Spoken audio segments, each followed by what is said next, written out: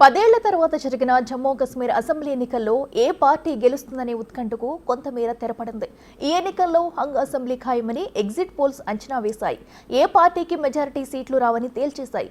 అయితే కాంగ్రెస్ కూటమి అధికారంలోకి రావడం ఖాయమని మెజారిటీ సంస్థల సర్వేలో తేలింది. నేషనల్ కాన్ఫరెన్స్, కాంగ్రెస్ కలిసి ప్రభుత్వాన్ని ఏర్పాటు చేస్తాయని తేల్చాయి.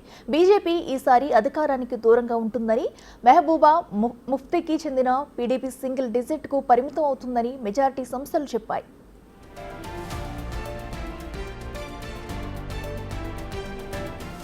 India Today C Voter survey కూడా కాంగ్రెస్ కూటమికే జయకొట్టింది.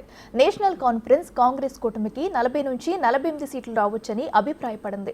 బీజేపీకి 27 నుంచి 32 సీట్లు వస్తాయని చెప్పింది. పీడీపీకి 6 నుంచి 12 స్థానాలకు పరిమితం అవుతుందని సి ఓటర్ సర్వే అంచనా. ఇక ఇతరులకు 6 నుంచి 11 సీట్లు గెలుచుకుంటారని ఇండియా టుడే సర్వే లెక్క.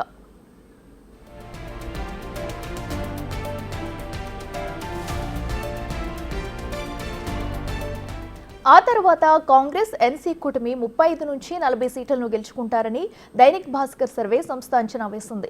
బీజేపీ 20 నుంచి 25 స్థానాల్లో, పీడీపీ కేవలం 4 నుంచి 7 సీట్లు విజయం సాధిస్తుందని తెలిపింది. దైనిక్ భాస్కర్ సర్వే ప్రకారం ఇతరులు 12 నుంచి 16 గెలుచుకోవచ్చని అంచనా వేసింది. అదే నిజమైతే ప్రభుత్వం ఏర్పాటులో ఇతరులే కీలకమయ్యే ఛాన్స్ ఉంది.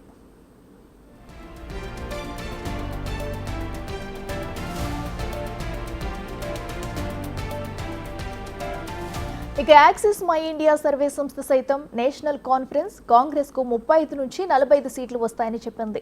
బీజేపీ 24 నుంచి 34 గెలుచుకునే అవకాశం ఉందని తెలిపింది. ఇక పీడీపీ 4 నుంచి 6 స్థానాలకే పరిమితం చేసింది. యాక్సిస్ మై ఇండియా సర్వే ప్రకారం కూడా ఇతరులే కీలకం కానున్నారు. ఇతరులకు 8 నుంచి 23 సీట్లు రావచ్చని యాక్సిస్ మై ఇండియా అంచనా. జమ్మూలో సీఎంగా ఎవరుండాలనే దానిపై కూడా పీపుల్స్ పల్స్ సర్వే చేసింది. 28.1% మంది ఒమర్ అబ్దుల్లాను సీఎంగా కోరుకున్నారు. మిగిలిన వారెవరూ ఆయనకు సమీపంలో కూడా లేదు. ఒమర్ అబ్దుల్లా తర్వాత 8.8%తో ఇంజనీర్ రషీద్, 85% ప్రజలు మెహబూబా ముఫ్తీని సీఎంగా ఉండాలని కోరుకున్నారు.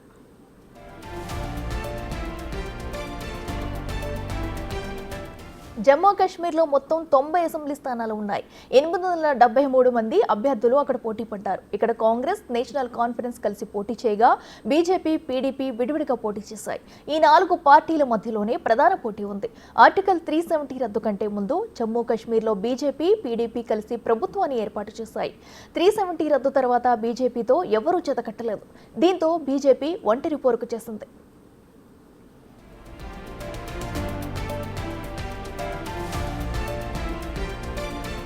ఆర్టికల్ 370 రద్దు తర్వాత జమ్మూ కాశ్మీర్లో జరిగిన తొలి ఎన్నికలపై ఉత్కంఠ నెలకొన్నాయి.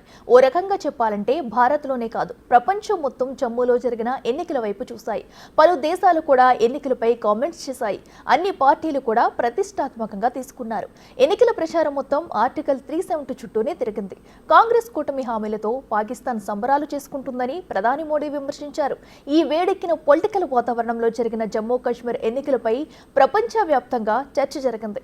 ఇక్కడ ఎవరు గెలుస్తారనే ఉత్కంఠ అన్ని దేశాల్లో నెలకొంది. అయితే ఎగ్జిట్ పోల్స్ మాత్రం కాంగ్రెస్ కూటమికి స్పష్టమైన మెజారిటీని కట్టబెడుతున్నాయి.